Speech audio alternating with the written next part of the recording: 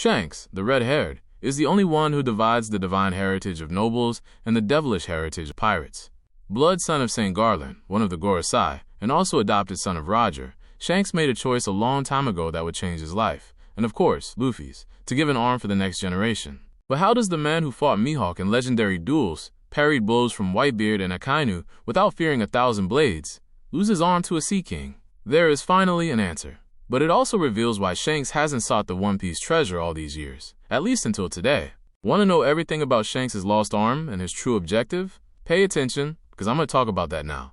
Hey guys, D-MAYSTER channel with another video for you. How are you all doing? I hope everyone is wonderfully well. And today I'm bringing a video about a character I've never talked about here on the channel.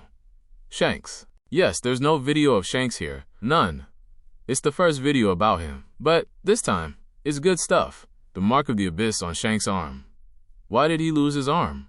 And even more, finally the answer why he hasn't sought the One Piece until now. Watch this video until the end because it's very good, and you'll leave here bubbling with theories.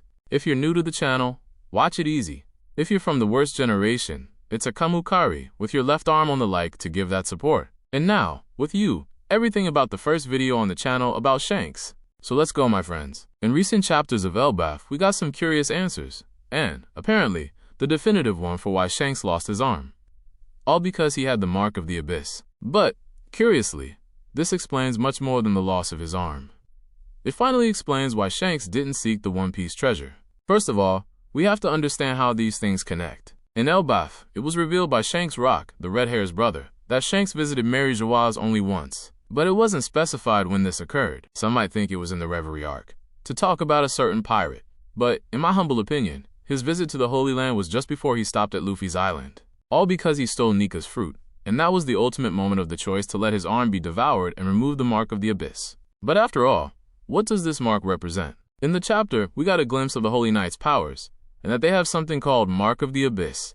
Apparently, it might be a mere tattoo, and this tattoo is the symbol of the abyss.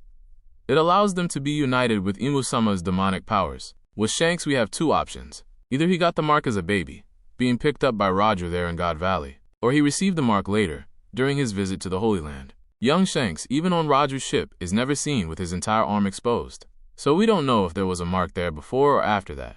But he let his arm be devoured, and that was to end his connection with his old home. Here also enters a bit of that symbolism, like when Sanji destroyed his Germa suit. Curiously, GUNKO used her left arm to make the summoning circle. Sankrigan also has a bandana on his left arm. Summers has a visible tattoo on his left arm. There are many flags about the left arm carrying the mark of the abyss, because it was exactly that arm that the red hair lost. Remember, the mark means you can be forcibly teleported at any time to a summoning circle. Remember Summers, who was summoned by GUNKO even though he was in his underwear, unintentionally? Exactly. Shanks ran that risk. And remember guys, the left side is associated with evil in our world, since the Roman period. Christianity reinforced this with ideas like that of the Gospel of Matthew, where it is said that, at the end of times, God will place the sheep on his right and the goats on his left. That is, those who go to hell are on the left. In Italian, sinistro still means both left and macabre today. So Oda used the left arm, sinistro, to bring this symbolism. Imu's goats are on the left. Shanks then killed two birds with one stone. First, he sacrificed his left arm for the future of a new era, betting on Luffy. Second, he lost the arm that carried the mark that would teleport him to Mary Geoise. He was still half enslaved by his divine heritage. I believe he continued with this after Roger's death, much due to doubt. Roger, most likely, passed his dream to him, made a request to Shanks, but without his captain, he didn't have that real purpose.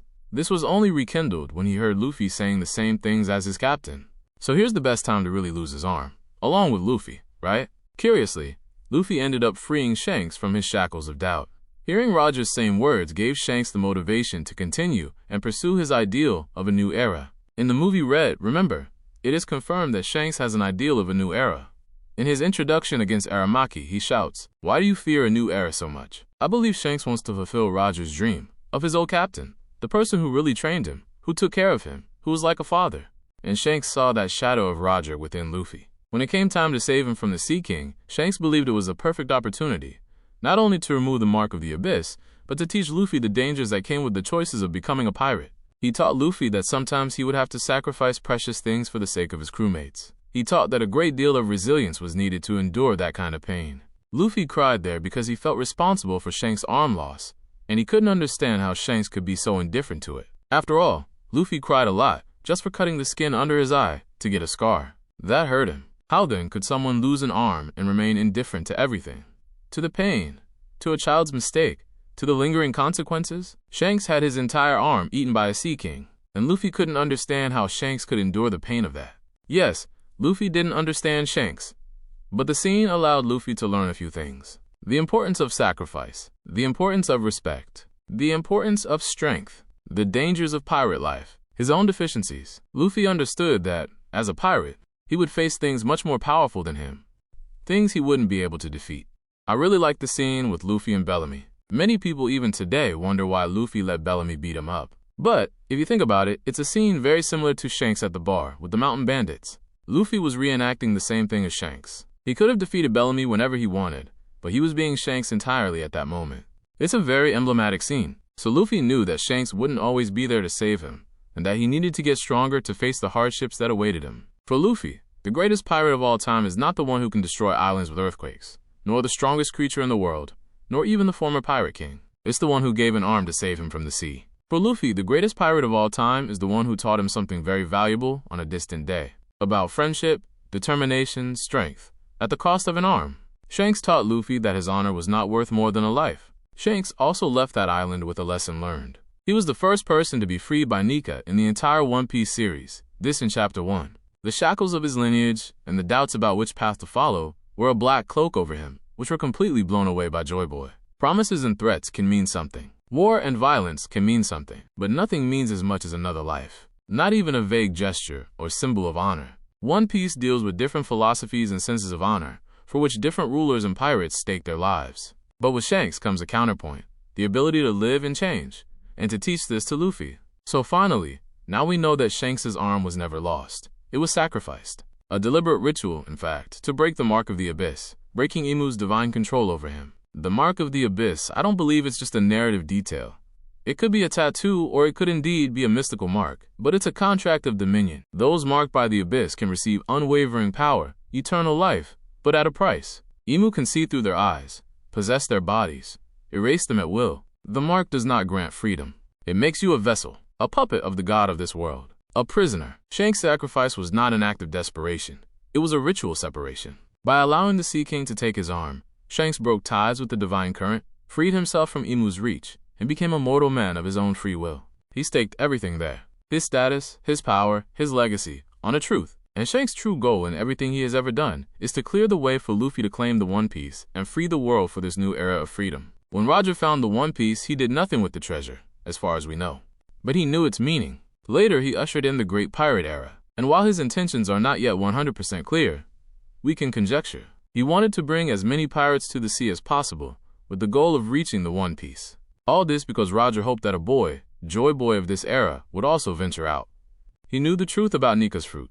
He probably learned this during the Void Century. He knew the importance of Nika in the failed liberation of that ancient world, and that the greatest effect of the One Piece treasure had to be with this fruit by its side. And that's where Shanks fits into Roger's plans. Although Roger was going to die trying to make Joy Boy sail, he wanted someone to be his guardian, for when Joy Boy's successor was on the seas. We saw this in Marineford. Another thing I believe Roger asked Shanks in their farewell was that he travel with the fruit to as many islands as possible, so that the fruit would have the freedom to choose its user. And who did the fruit choose? The one who spoke the same words as Roger, the one who wants to find the One Piece treasure, the boy whose dream is to be the freest man in the world. And it's no coincidence that when Shanks learned about this, he stopped treating Luffy as a child with a dream. He started treating him as the man Roger truly expected. The fruit chose Luffy. So the loss of Shanks' arm has a lot intertwined. A teaching for Luffy, the breaking of the bond with Imu, the removal of the cloak of doubt about his lineage, and, most importantly, the choice to fulfill Roger's purpose. Shanks wanted to go after the One Piece shortly after Roger's death. But after Roger died, he was no longer interested in that dream. And look, we are assuming here that it is not because he was not the chosen one, but because there was something more interesting linked to it. If Shanks had gone for the treasure immediately, when Buggy invited him to form a crew, it is very possible that they would have reached the last island. But going straight to the point could allow Shanks to be used in a summoning circle, because of the mark of the Abyss. And that could lead Imu-sama himself to Laugh-Tale. That's why Shanks didn't go to the last island. And that's why he's starting to move now. He waited comfortably over the years to seek the One Piece at this moment, because he knew that Luffy Nika would also be there.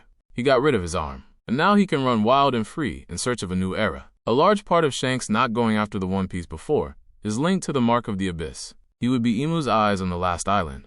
After Luffy consumed the fruit, he knew he had to wait, and that's why, when he saw the wanted poster, he said, "Now it's time to seek the One Piece." Everything makes sense in the timeline, and the removal of the Mark of the Abyss brings the great answer. Shanks waited for Nika so that he could fulfill Roger's purpose, and of course, Joy Boy of the Void Centuries. Very cool, right? I like how the idea of Shanks losing his arm wasn't even Oda's original idea. It was an editor's idea, to give more impact to the beginning of the story. But, as we see, it became one of the best beginnings of any series we've ever seen. Over time, Shanks became so strong, with that mysterious aura, that the question arose, how did the Sea King manage to rip off his arm? Now we have the answer. He sacrificed his arm, lost the Mark of the Abyss, killed 2 birds with 1 stone, taught Luffy, removed Imu's means of tracking or teleporting to where Shanks is, or even using his eyes. Now Shanks can finally pursue the era of Gol D. Roger, fulfilling the purpose, when Nika is on the last island. Now you want to know the true name of GUNKO? Brook confirmed a noble? I'll leave a link in the description and here on the card. Click and check it out. That's it, guys. I hope you enjoyed this video. If you liked it, leave a like. See you next time. Thanks for watching. I'm out.